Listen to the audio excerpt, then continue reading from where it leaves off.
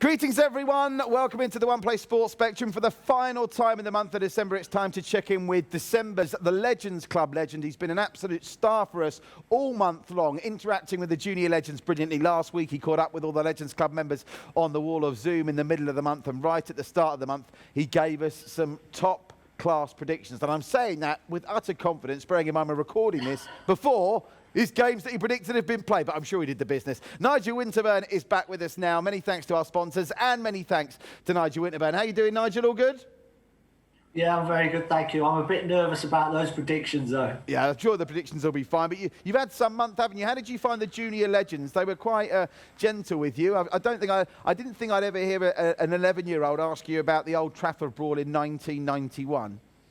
Well, I call them cheeky questions, but very well rehearsed, weren't they? Very well behaved, and they spoke very well. Our Junior Legends Club members are brilliant, as all our Legends Club members who came on the wall of Zoom, and they all enjoyed talking to you. Some of the creativity with the backdrops was astounding. And they've not really, because what we do in the last week of the month, if you like, is I try and cover some of the ground that the Legends Club members didn't. And I was thinking about what we were going to talk about, Nigel, and obviously Arsenal, understandably. Everyone wants to talk to you about Arsenal. You were part of that incredible George Graham era. But I wanted to start with an area of your career that I think sometimes gets overlooked. Understandably so, bearing in mind you won all the silverware with Arsenal. But how important was it to be part of Wimbledon, as you did, coming up with them through some of the divisions, that unique environment of the crazy gang, and a fairy tale story which of course concluded with the FA Cup win that happened just after you left. But you were very much there in the heart of that meteoric rise of Wimbledon. Yeah, a lot of people forget about how my career started. They actually think that I was transported straight into Arsenal, and I started there. But actually, I started at Birmingham City. I had 2 seasons there, and at the end of that second season, I was released. And that's when I went on to Wimbledon with Dave Bassett and the Crazy Gang, as they were called, and we were in the old 3rd division. And we came up through the leagues up into the top division, which was just before the Premier League was established. So we had a fantastic rise. We had a great group of players. But for me, that was the springboard to my career because, once I'd played for Wimbledon and Arsenal came in for me, and not many people know that Chelsea also came in for me as well. So really, if you like, Wimbledon was the start of where my career started to take off. And then because it was quite a family club, playing at the the old Plough Lane ground, you got to find out that when you were playing at home, what scouts from the big clubs were coming to watch the games. So you had a bit of inside information of who was coming to watch as well. I mean, it was an amazing time. People talk about the Crazy Gang. Is it a myth? Is it a legend? Or was it actually part of the success of the club? This, unique band of brothers where everything went, and it was this unique camaraderie that set you apart from the other clubs. I mean, how much of it is a myth and how much of it is actual reality? Well, it is real reality because most of those things happened. I used to say, being very, very kind to Dave Bassett and my Wimbledon teammates, we were like a pub team. We had to get changed in a cafe that was open to everybody. We used to train in just outside of Wimbledon. Everybody, you had no protection. Everybody could come and watch you. We had to take our own, to start with, we had to take our own training kit home and wash it. You had to buy your own boots. So for anybody thinking you've just slung in and you're making a lot of money straight away, they are completely wrong. But we had a great togetherness. We had some terrific players. If you go back and look at some of those early teams from Wimbledon, from when I joined, look at the players that moved on for bigger money to other teams. John Fashion, who was there. You had Dennis Wise, Dave Bassett was there. Dave Bassett was there. There's a lot of players made big money moves off the back of being at Wimbledon. And again, they obviously they were moves that none of them, from the top of my head, turned into flops either. These are players that established themselves down the line, so it wasn't like they just fit into that group. It was just the coming together in a unique situation at a very small club of a handful of top talent. Who was responsible for the recruitment in those days at Wimbledon? Was it Dave Bassett himself, or was there a scouting network around him? Because is this the Sam Hammam days then, isn't it? Well, it's the Summerman days, yeah. And do you know what? That's an interesting question, because it's never something I've really thought about. And I've never really asked Dave Bassett about how the recruitment came about. I know a little bit with myself, because I was, as I said to you, I was very quickly, I was at Birmingham. I got released in the second year, but the first year at Birmingham, Jim Smith was the manager, and he got the sack. And then when I got released by Ron Saunders in the second year, Jim Smith had moved to Oxford, and I actually phoned him up and asked him if I could go training on the pre-season of the following season. And then from me going to train with Oxford, Jim Smith and Dave Bassett knew each other very well. And Wimbledon were looking for a left-back at that time. And Jim Smith just said to me, did I want to go there for a month for the pre-season? And see what it was like, and see whether Wimbledon were interested in me. And he said, like, if it doesn't work out, don't worry. You can come back to Oxford and we'll give you a 6 month contract. So that's exactly what I did. I went for a month and I ended up staying there. And at this point, I don't know whether Dave Bassett had already known about me through scouts, or, you know, from playing at Birmingham or whatever. I don't think he did. I just think it was a chance meeting that he knew Jim Smith, and somehow the two just put together that I was available and willing to go down there and give it a try. And when you finally went to Arsenal, you hear this from so many players that joined Arsenal in that George Graham era in particular. They were renowned then, Arsenal, for not being big payers. Players went there for the club more than for the money. Most players that you know signed for Arsenal under George Graham were offered more money to go to other sides. I mean, what was it when Arsenal came in that made you pick them? You mentioned Chelsea were in for you as well, but was it just the aura of the old Highbury and the fact that they were a club of such tradition? They weren't a giant club, but they were they weren't like a Manchester United where everyone thinks they're the biggest club in the world, but there was a unique aura around Arsenal in the Highbury days, wasn't there? Yeah, it's a fantastic club. I think the biggest mistake I made was going on my own, not taking anybody with me. And when I walked into those marble halls, the feeling, it was just incredible. Obviously from Wimbledon, you're just walking into so much history. And I think the moment I walked up those marble steps and into George Graham's office, I just knew that I was going to sign. It didn't really matter what they were going to offer me in terms of wages. And it's a good job it didn't, because George Graham was trying to get me to sign for less than I was on at Wimbledon. So, you know, they were not big payers at that time. But I just had a feeling about the club when I stepped inside that it was the right club for me. And again, I like on this little bit to try and give people one nugget of information that they've never heard anywhere else. And I was told once by someone, I can't remember who, that Arsenal at that time in the 80s and 90s were the only club with underfloor heating in the dressing room. Is that true? That you kept your feet warm, you had underfloor heating in the dressing room? They certainly did have underfloor heating on those in that marble dressing room. That is for sure. But what people forgot also as well is, you know, with the, let's call it the older boots, not like the modern boots of today, used to wear metal studs. And metal studs and marble, let me tell you, don't go together very well. So it made it quite slippery inside those dressing rooms as well. And George Graham was adamant that defenders did not wear anything but metal studs. With so much disruption in the modern game about the money players earn, and as you say, I mean, that won't surprise anyone, because those stories about Arsenal under Graham being, you know, bad players, and obviously what subsequently came out with all the nonsense about the agents and whatnot. But I mean, I know some players left, the likes of Rocastle left, Mickey Thomas, some did sort of depart, but what kept the nucleus of that squad together when the reality was nearly every single one of you could have been earning substantially more at another club in the same division? Well, I think for me it was the time, it was the togetherness of the team. the feeling that we were creating something special. You know, I was playing in a back four that was very, very good. We were winning trophies. Yes, I could have moved maybe to several teams that paid substantially more money, but I was getting to do something that I could only dream about when I was a boy.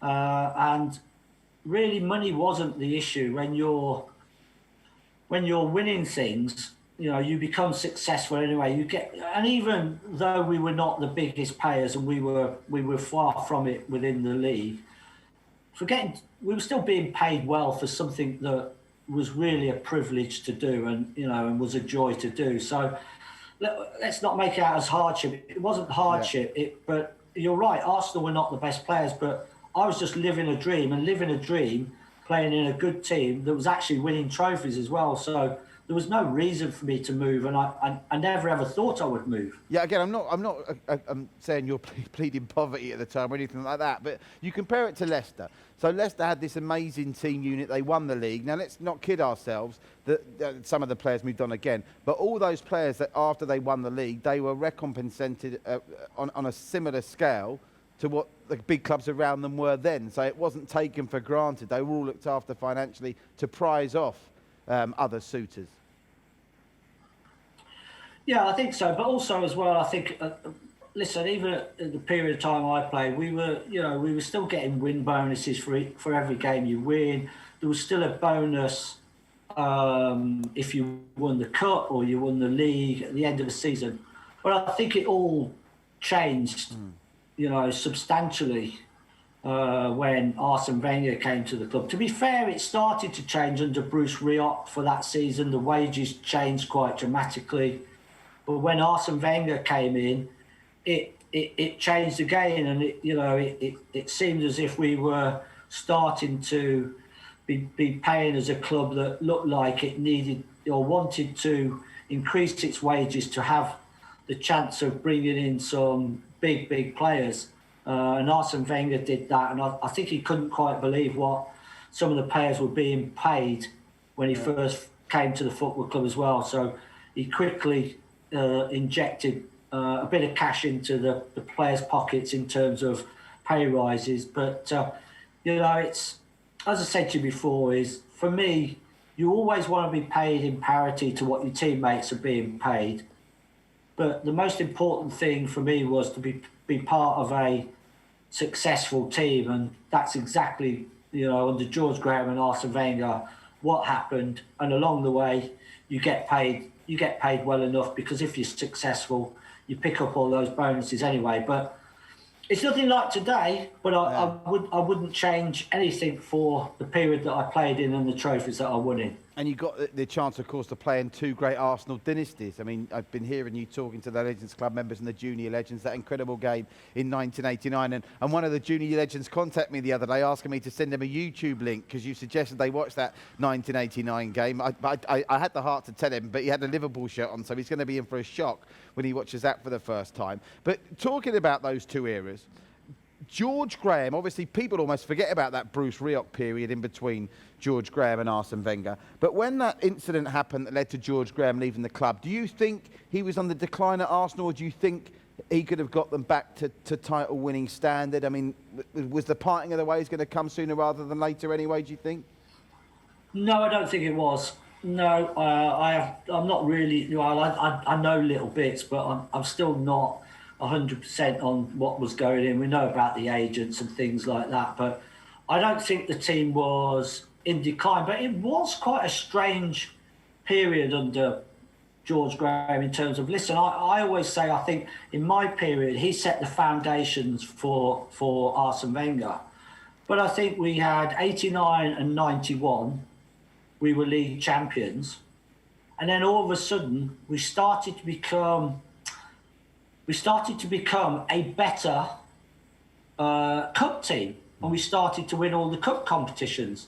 And that's so hard to explain, because the only one reason when I look back now and think about it is, and you talk about it, is after you've won the league title, it's so hard to reset and go again, because that following season, mentally you're on such a high when you finish it, and then again you've got to come again. But all those teams know you're champions and want to beat you, and that's why it's been so difficult for a lot of teams to retain the title. And maybe you slightly was surprised why I've picked Liverpool again this season, but it's such a weird feeling. You don't take your foot off the gas. It's just something doesn't quite connect. And then we became a very, very good cup team. But there's no doubt in my mind that George Graham would have been able to carry on to be successful. Now, whether that would have been cup or whether that would have been league, we're guessing because we just don't know. Yeah, interesting. I mean, obviously he went on to have success to a degree at Liverpool and Spurs. Are you surprised that he didn't end up managing again? I mean, because he was one of those managers you think, whatever happened to Arsenal, he obviously went to Leeds and he went to Spurs, and you'd think he would still had some good years left in him, but a bit like Terry Venables, you think he just didn't need the aggravation anymore? Well, I'm sure George would have liked to have managed again. I mean, maybe the game started to move on a little bit, and the way that he played, maybe directors looked at and thought maybe it's not, we're going not back, but we're not progressing as maybe the modern game should be. But I am surprised because tactically George Graham was incredible. He didn't leave anything to chance. He knew exactly what he wanted each person in his team to do, and if you didn't do it, you were out and somebody else was in.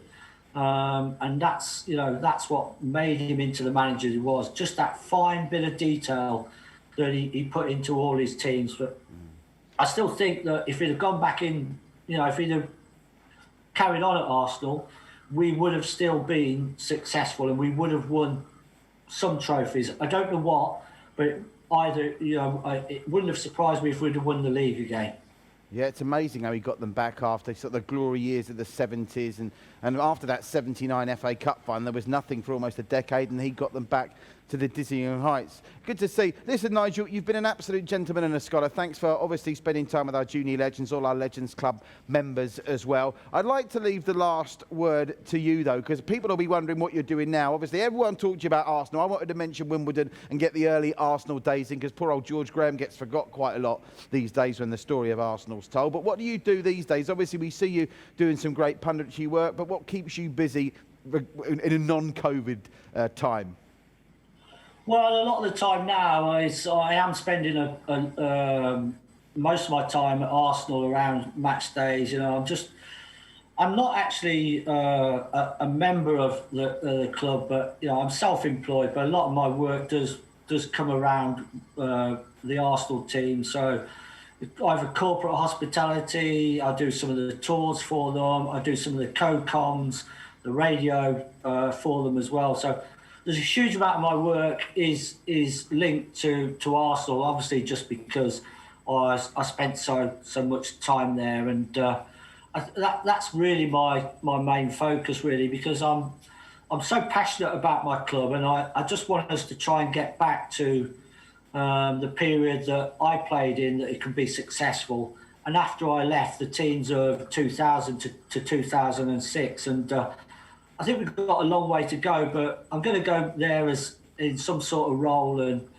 talk to all the Arsenal supporters that are still turning up to watch when we can get out of this COVID I was just talking about before COVID. And I hope one day that I'm going to be inside that stadium working for Arsenal, but they're going to be lifting the league title again. But it's looking very difficult at the moment. Yeah, amazing to think when Arsenal moved to the Emirates, they thought it was the dawn of new glory years, but it's essentially a very hard reset, and it looks like they're going to have to wait a little longer yet. Nigel, enjoy your Christmas. Stay safe throughout 2021, and hopefully we'll see you again soon on the Legends Club. Great to speak to you, buddy. Take care. Cheers, thank you very much. Thanks, Nigel Winterburn, live from the UK on Zoom. On the December Legends Club, we can bring the curtain down, and I'm told, I haven't got final confirmation of this, but I'm told January's legend might be So don't take my word for it. I'm just giving you rumours and gossip. Lee Sharp, I'm told. So Lee Sharp, if you're a Manchester United or Leeds fan out there, we'll be getting Sharpie on in January. So join the Legends Club now if you want to be on the wall of Zoom. And you can enjoy the show, of course, whether you're a Legends Club member or not, on One Play Sports. Just $15 a year. $15 a year, not $15 a month, as I occasionally mistakenly say. $15 a year, chance to win trips to the UK, watch games with your favourite legends, chance as well to have personal meet and greets with the legends when they can finally fly back to Southeast Asia. There's F&B discounts, merchandise discounts, and all those discounts associated with our great wall of sponsors there, including some of our headline sponsors at Aladdin and Turkish Airlines, the official airline of the Legends Club, and all those great F&B outlets you see there across Southeast Asia. Stay safe, stay well, and we look forward to seeing you very soon on the Legends Club right here on One Play Sports.